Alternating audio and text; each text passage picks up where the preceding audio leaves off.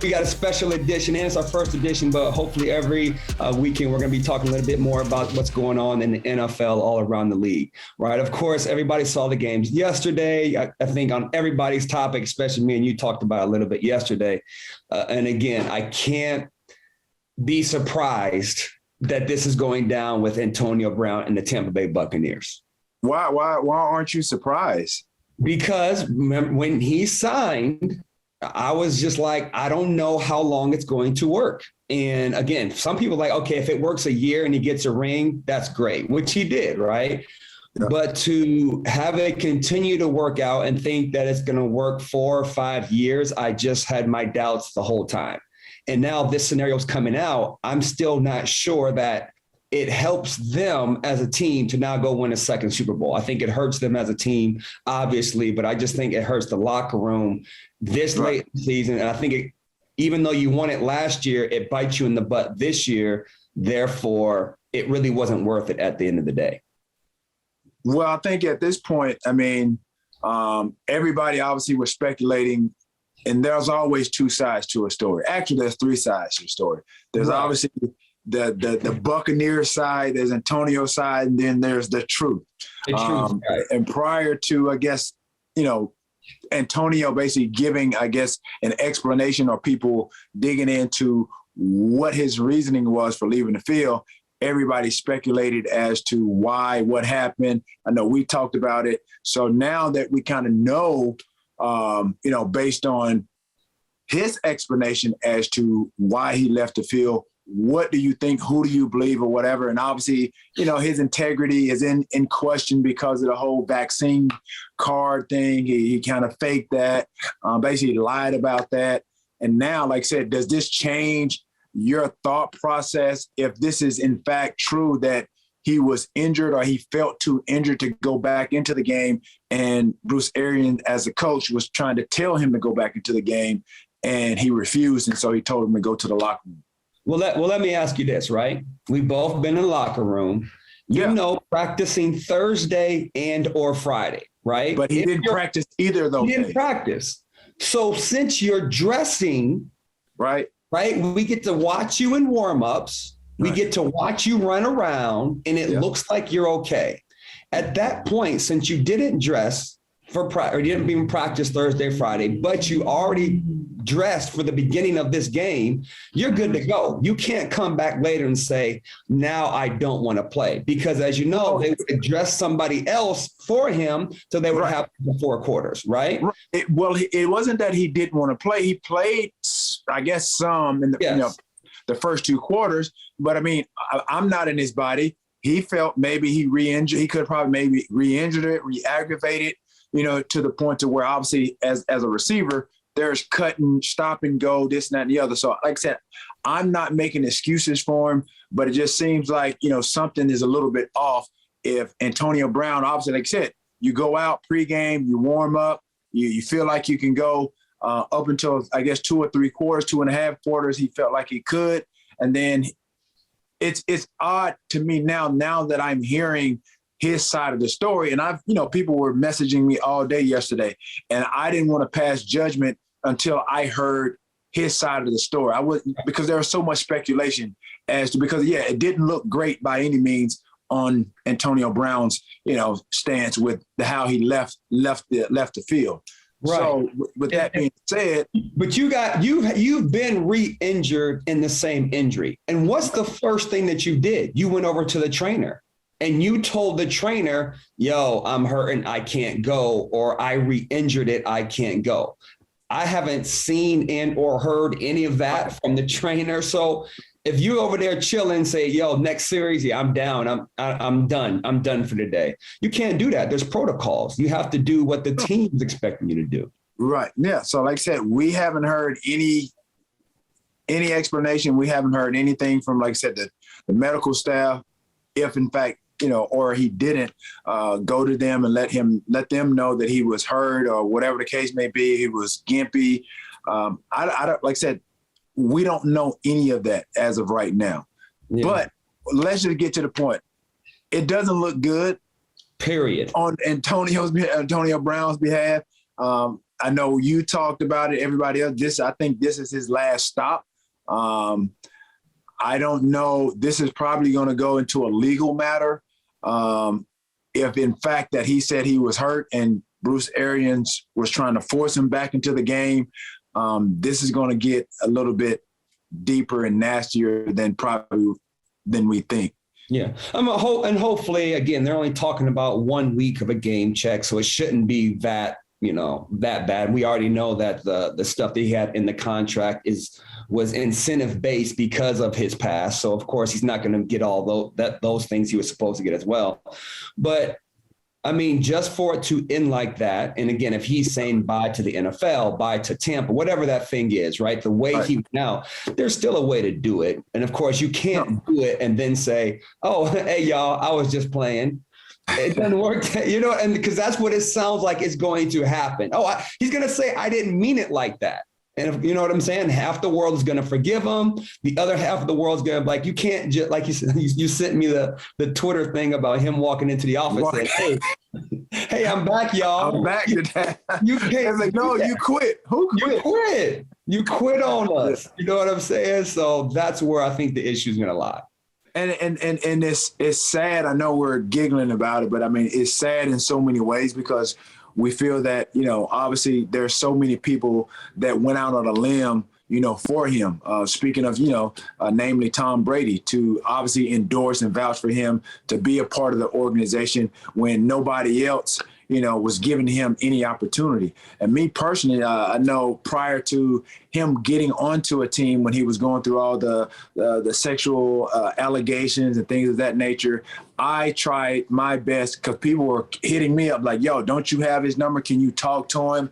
And for me, I did reach out to him a couple of times. Oh, yeah. I've thrown my hands up. And, obviously he went on, when we were promoting our Getcha Popcorn Ready podcast, we went to New York and we were on Breakfast Club. And then I think I heard he followed us up and then he was talking mess about me when I have done nothing but try to extend, based on some of the mistakes and things that I did during the course of my career and just the wisdom that I have now, knowing and seeing what he was going through and just trying to basically direct him and guide him like, okay, this is the best scenario for you. I wouldn't do this because of this. You know what I mean? Him doing the whole viral videos, with his kids and using all the profane language, addressing the police and things of that nature. I just said like, dude, take some steps back. Like, this is not good for you and it won't be good for you in the long run. And I knew in his mind, he felt like he was documenting things because he felt people were doing him some injustice or what have you. So like I said, I just was trying to like, yo, don't do it this way. Do it this way. Or just let the process take its course. Meaning, like I said, all the things that were going on with the legal ramifications of what he had gone through, him dealing with Roger Goodell, the process. And I get he was frustrated because he felt he was innocent to a degree in his mind, and he was being wronged by the NFL, and he was being wronged by the investigation. So he was itching and chomping at the bit to get back on the field. So I went to his house. I talked to him. I saw his friends that were there, and like I said, I just didn't want him to get in a situation where it prevented him, from actually doing what he wanted to do, and that was play football. And then he went sideways on me, and I haven't talked to him and don't ever have a desire to talk to him based on the fact that I reached out. I tried to do right by, and he called me and asking me, advice because like I said, and now the fact that, people are, this incident happened and it, this Twitter sports fanatic, whatever, FF, makes a comparison about me and AB, who's the bigger diva. I felt it was disrespectful in so many ways because there's no comparison. Let me stop you right there, right? And all you NFL fans know, every receiver who's ever played is a diva. All right, so I'm gonna start it there because in our own way, just like, you know what I'm saying, but it doesn't mean that we're bad people, right? So how much did it bother you that, because we looked at yesterday as a despicable act, if you will, to leave the game in the halfway, leave your teammates, leave the organization, right? No, this is the second person that has done this too. Everybody kind of forget Vontae Davis did it at halftime. But this exactly, took it to another level. He did it during the game. During the game, he wanted to one up on the field, because Vontae didn't come out the locker room at halftime, right? And he kind of sat in his own locker, no media around, right? We're in the media capital of the world, the New York Jets stadium during the game, and he throws his shirt off and he walks off, right? And now, does it bother you that comparison right there, because it's a despicable act at the time, does that comparison bother you that you would never do anything like that? No, yeah, it does, because, I mean, there have been times like, not even with this incident, that people have done, criminal acts and stuff like this, and then people would just throw my name in the mix when I've done nothing even remotely close to what that person has done, based on media perception, and just because they've jumped on the bandwagon because people don't like me or people have questioned my character. That's what really bothers me. And it not only just from a, I guess, personal standpoint, but it, like we've talked about it, these things that are out there, the narratives that are floating out there, people really take that to heart to the point to a degree that it has somewhat affected me from a personal, a business standpoint and a personal standpoint, because these businesses listen to what the media has to say, and they have portrayed me in a negative light, and to think that I'm like the worst guy that ever has put on a pair of cleats or put on a pair of pads. I have never been any off the field issues. When you talk about off the field issues, any simple-minded or idiotic fan, they were like, oh, well, you did sit-ups in your driveway. First of all, that's at my house. That's not, like I said, that's not anything to do with the NFL. Just because the media comes out, they came to my house. I didn't go to the media. They came to my property. The things that I did on the football field, scoring touchdowns, celebration, those things were criticized. I was heavily criticized because people was like, oh, well, he's selfish. He doesn't celebrate with his teammates. Like, that pales in comparison to what the rap sheet of some of these guys that they're comparing me to have done. So it's sickening, it's disheartening, and it's like almost like people are trying to get clickbaits using my name, for all the wrong reasons. Yeah, for sure. I mean, I think that's part of it, with half the media out there that they're not good at their job, so they're going to just look for clickbait and throw your name out there so they can get some response from some fans that don't know what's going on. So that's part of it. They can have it. Obviously, you're more mature enough. You don't have to worry, and you don't care about those things, which is good. Right. For the second part of it, where does Tampa go from here? Oh, dude, that's so crazy. Not even Tampa. Well, yeah, and obviously, I feel like my part of because is where does Antonio Brown go from this? Because for me, I think it's more of a serious issue because there are people throwing out, the term CTE. He has mental health issues, this and that and the other. Everybody keeps going back to the game. I guess that when he played the Bengals, when he got hit, they say he hasn't been the same since then. So it's not really where the Bucs are going to go, because they're going to keep going forward with or without Antonio Brown. I think the bigger issue is here, or bigger question is, where does Antonio Brown go from this? Because obviously, like I said, people are thinking that he has some mental issues to even just, go about it the way that he's gone, just the way that he reacted to that situation, to take his uniform off, make a scene, go across, during the course of the game, and then he doesn't take the charter home. I don't know what the deal is. Only Antonio Brown can answer that, but actions speak louder than words. And his action, like, obviously has been very, very alarming, to say the least. But his health, his mental, I think, is more important than where the Bucs are going right now, because that ship is not stopping. Right. They're going to move on. I would like to address, like I said, now they're going to be shorthanded at the receiver. Now again, Buccaneers moving on, right? We know that they're going to Godwin's out for the season, right? Out, Antonio Brown's gone. So they're going to call receivers this week, obviously, right? They have to work out some guys. Some guys that's going to be on the short list are, of course, John Brown. I think he got cut from Jacksonville. a couple months ago. Des Bryant is out there. They might call him. Of course, our friend Larry Fitzgerald, they might call Fitzy. Alshon Jeffries, I think, hasn't played since last season. Now, that short list, I'm sure there's going to be some other guys I didn't mention on this list that Tampa Bay is going to call. Should your name be on this list? Should they be bringing you in for a workout just to see how you compare with these other guys that they're going to bring in? Oh, absolutely. I think I've been working out throughout the course of this entire season. Like I said, firsthand, there was an owner that reached out to me at the beginning of the season and told me to keep myself in shape just in case anything has happened. I have done that. You have been out there with some of my sessions. You've seen me run around.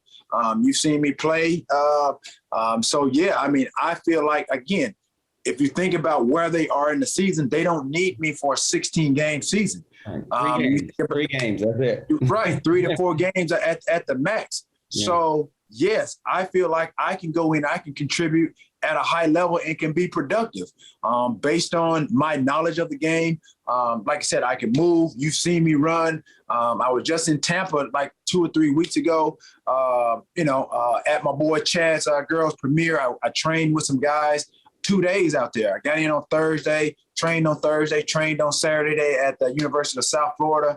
Even one of the coaches, BJ Daniels, he was out there. He threw some balls to me. So again, this is, like I said, I know that I can play the game. Would I love the opportunity to be on that list, whether it's short or long, to show these guys that I can come in and contribute.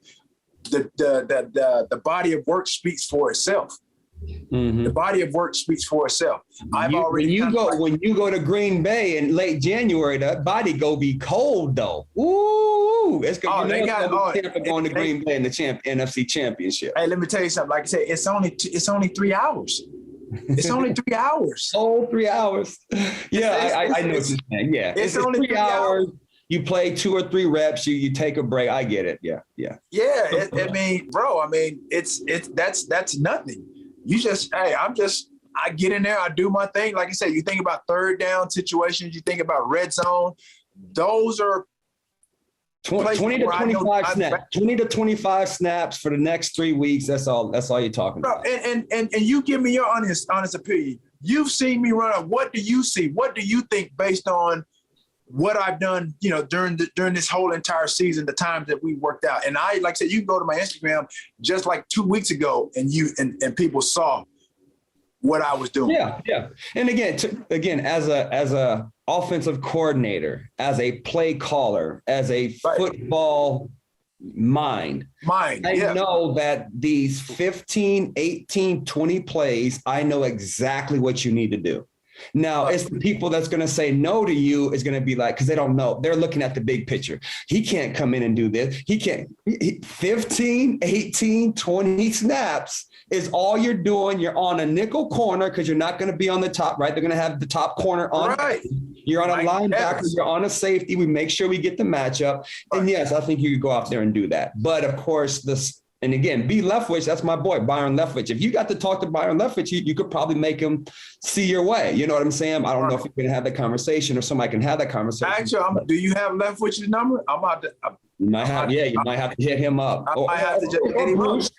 Again, Bruce definitely gives loves to retired players. No. And I've already, like I said, I've done my homework, my due diligence. I've reached out to Mike to see if I can jump on a call with him or Tom or whatever, again, to, I guess, state my case, if you will.